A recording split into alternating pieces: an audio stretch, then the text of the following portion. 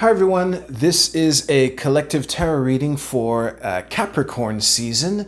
The sun will be entering Capricorn on Wednesday, December 21st at 4:48 p.m. Eastern Time. That's right after sunset if you live in the Eastern Time Zone. So I will do the traditional 10-card Golden Dawn spread for my woo homies. And my woo homies are those who want more peace and freedom and harmony in the world. So if that's you, this reading is for you among everyone else. And you know it's a special occasion when I have 4 oracle cards instead of the usual 3. Feel free to choose which one up to 4 oracle cards resonate with you the most while I'm doing the reading. And yeah. Oh, one last thing. Just for transparency's sake, the question that I shuffled for all of these is what does this group need to know, or what do my woo homies need to know? So let's cut the deck and get into it. No reason to delay.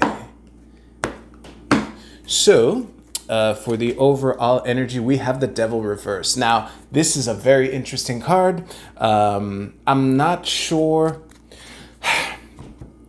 The Devil could be reversed for either a good reason or a bad reason. The fact that the top card here is reversed might lean a little negative, but we're 1 card into a 10-card reading. So it's either finally dropping the chains, removing the loose chains that are around our necks, and finally putting them on the ground and walking away from the Devil, or having a particularly hard time,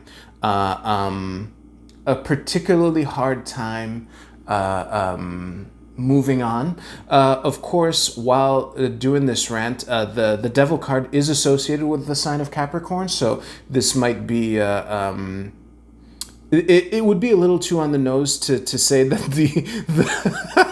that the Devil in this position means Capricorn. That would be too on the nose. So let's move on. In the unseen, hidden influence, subconscious influence, we have the 8 of coins reversed and the Empress reversed. Okay, it's the meme. It's the meme of being patient and, to not let up. And of course, like Capricorn season begins on the winter solstice, so at least days will start getting longer, but the days are at their shortest, so we need to keep our chin down and keep trucking along on the path that we're on, and try to not lose sight of what it is that we want to create. And the known and conscious influences, we have the 8 of Wands reversed and the 6 of Wands reversed. This is very interesting to read. Well, I don't know about you, but this holiday season and Capricorn season is lining up to be better than last year's. That's for damn sure. So I'm reading the 6 of Wands reversed right there. And I'm also noticing that we have 2 reversed 8s, so that is something to pay attention to.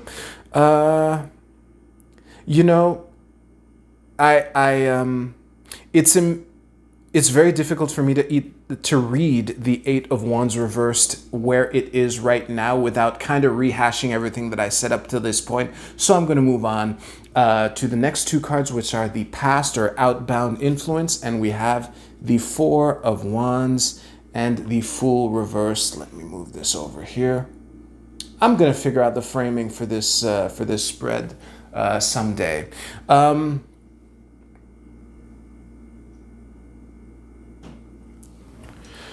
What I'm reading right now is probably that the fact that how can I say this in YouTube friendly words? The fact that things are, despite how bleak they might seem on the surface, I mean, all of the present energy portion of this reading is reversed, like all of it. So despite that, that the optimism that we do have compared to last year is probably due to some stabilizations in the situation, or the fact that things appear to be stabilizing in certain aspects. Let's see what the inbound slash future influence is.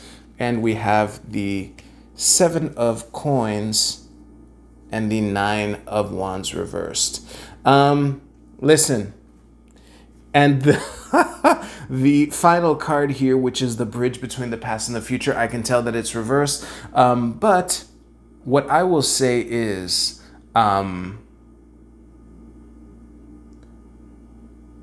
we have to remember that the seeds that we've sown, take time to be reaped. I'm trying to, you reap what you sow. I'm trying to transform that sentence, which is why I was speaking all jargled there. And to not panic, basically. This is a warning against panic. That one is pretty clear. Let me turn over the 10th card, which is the bridge between the past and the future. I always rotate clockwise, and we have the Nine of Wands reversed. So yeah, again, we've been through a lot, and the King of Coins reversed at the bottom of our deck here is reminding us to be practical. And this is a theme that came up during the full moon in Gemini reading that I did not that long ago. I think the key for us is to slow our rolls, for lack of a better term, which was hinted at like right from the beginning here. And I think that part of, how can I say this? Part of the key is to also realize that we're freer than we realize. That last sentence was a nod to the devil reverse in the middle of this whole reading here. What I'm going to do at this point, I'm going to pause the recording and stare at this reading a bunch and see what else comes up, because I have the feeling that there's a lot more in this spread that I've left on the table, no pun intended. So give me a second. So a couple things jumped out at me. The most glaring thing is that we have 2 inverted 8s and 2 inverted 9s. And this is, it reminds me of the concept that the closer you're getting to your goal, the slower you're actually moving. It's definitely giving me, well, okay, the fact that we only have 2 upright cards in this whole fucking reading, including the bottom of the deck, that definitely, combined with what I was just about to say, points to a kind of a sense of contraction, like kind of like what I was saying earlier, that, you know, in the Northern Hemisphere anyway, which is 70% of us statistically, last time I checked, it is, you know, the darkest season of the year.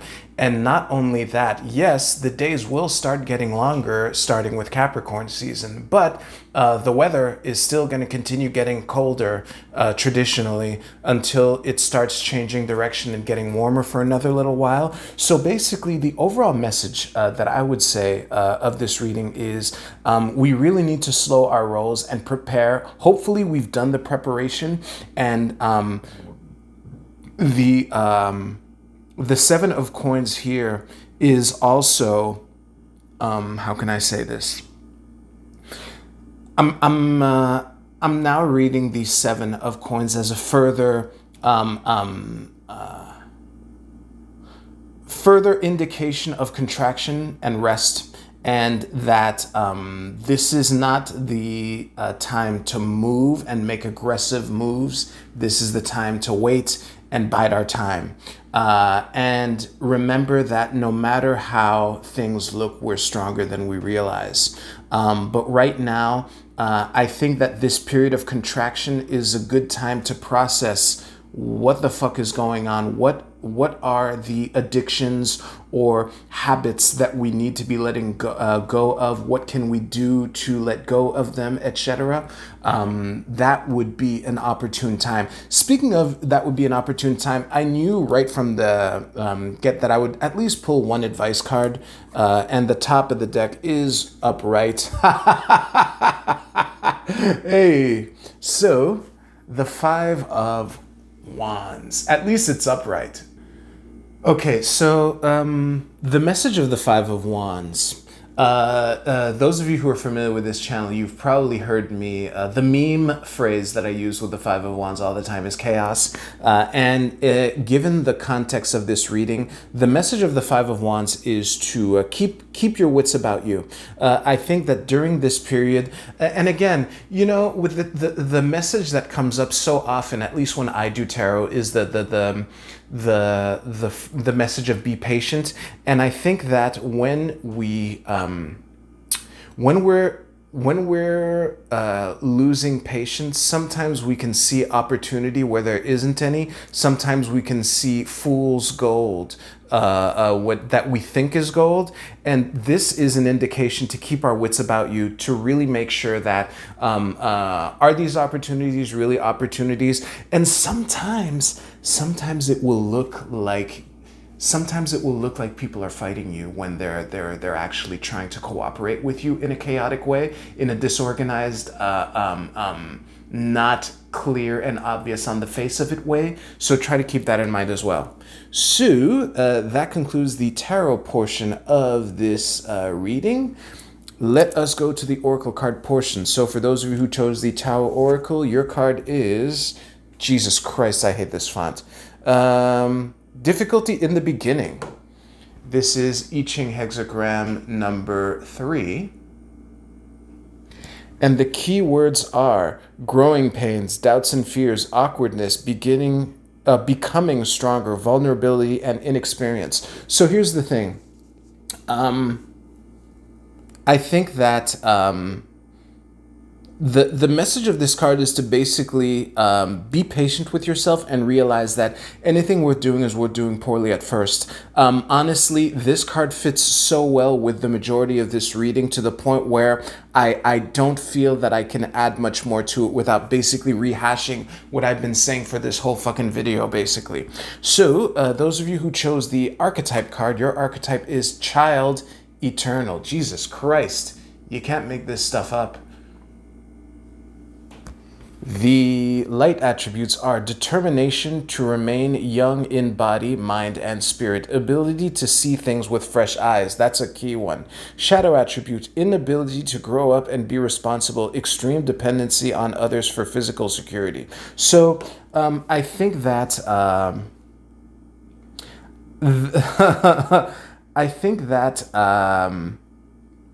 trying to find opportunity in this contraction would be key for those of you who chose this card or resonated with it.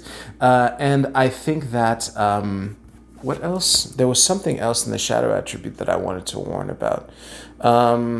Yeah, the inability to grow up and be responsible. I think that there's something that you've been avoiding, and that this might be a good time to, an opportune time to do some processing to see what has been holding you back.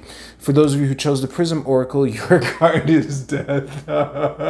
Now, this card doesn't actually mean death. It is calm, transformation, rebirth. It's very similar to the Death card in Tarot, actually. So, basically, change is uncomfortable, change is unfamiliar, unfamiliar is uncomfortable, like kind of inherently. So try to remember that, and this is a self-help cliche at this point, that real growth happens outside of your comfort zone.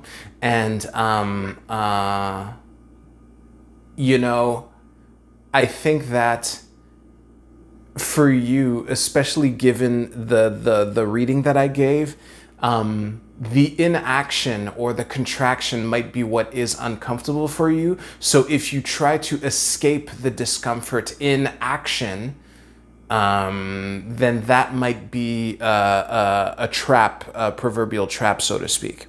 And finally, for those of you who chose the Oracle of the Radiant Sun, your card is Resistance. This is Mercury in Taurus. I'm getting them nice and close for you. Mercury in Taurus. This is an interesting one. Give me a second. This is a really interesting card. It's going to sound like I'm contradicting the main themes of this reading, but I think that for those of you who are still watching anyway and actually chose this card, you have the understanding to understand the nuance that I'm attempting to add. I think for you, the message is one of persistence. The key imagery that broke out to me, no pun intended, but kinda, is this bull here breaking through this barrier here, and also this plant here finding a new direction to grow in when they face resistance. So basically, don't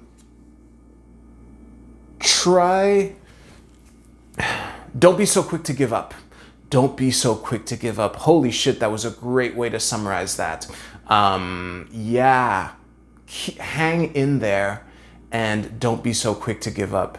That really summarizes it all. I have nothing to add. So I'm going to end on that note. Thank you very much for watching. Listen, it is looking like it's going to be a ride, but those of you who are still watching and are ready for this, don't forget that the universe doesn't give you anything that you can't handle, and it might feel like you can't handle it at times, but you know, just hang in there. All right, we have the new moon happening almost exactly. For you, that video will be coming out in 2 days. So on that note, thank you very much for watching. If you like this video, please give it a thumbs up. It really helps out this channel. I want we need more people like us, basically. So on that note, thank you very much for watching. You take care. I'll see you soon.